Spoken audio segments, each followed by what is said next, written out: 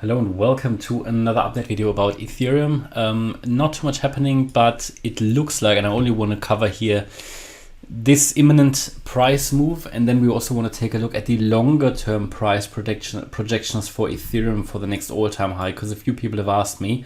I don't want to create false hope here. I'm convinced that Ethereum will get to these levels, but I can't tell you how long that is going to take. Yeah, it could happen that we do that early next year. Yeah, I don't think there is enough confidence in the markets to get to new all-time highs this year, but maybe next year. But it can also take longer. I don't know how long something takes. The Elliott Waves, unfortunately, cannot really tell us time frames. Yeah, they can only allow us to calculate price targets. Okay, but first of all, here most imminently, after this 5-wave move down, which could be complete, we've reached my target here, and you can see how relevant that was at 1465. That was an ideal target for this 5th wave. And we've made a lower low here compared to that one. That is all we needed and we wanted. So basically, we can count 5 waves. And that means, for me, the requirements to complete this wave A are done. Ideally, I'd like to see now upside in a wave B. And I told you that I expect this to get into the region between 1820 and 1920.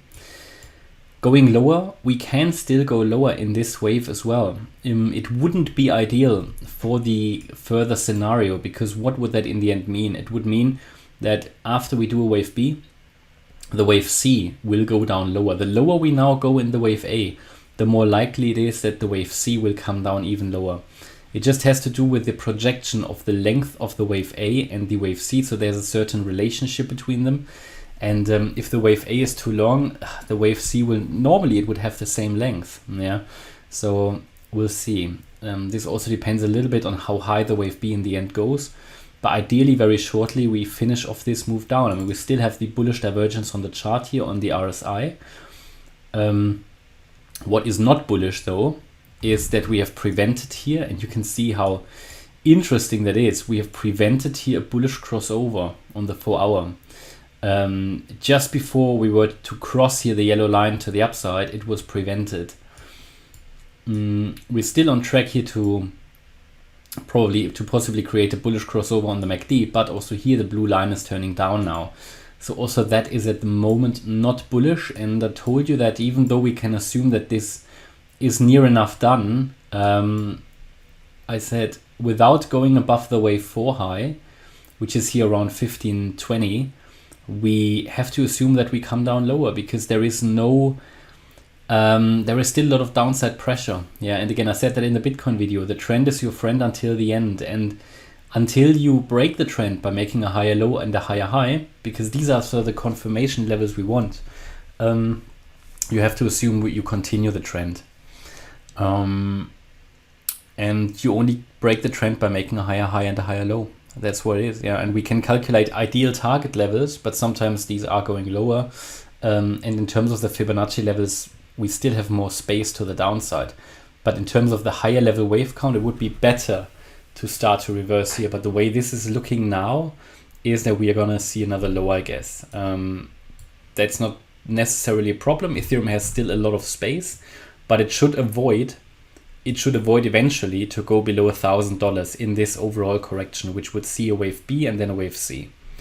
So again, I think a recovery is due, but as long as we don't break as long as we don't break the downtrend by going above 1520, we have to assume we go lower. Yeah, and I can't tell you how long this takes, but this is why it's so important to keep an eye on those highs and lows and breakout points, because only when they get broken, you can assume that the downtrend is over.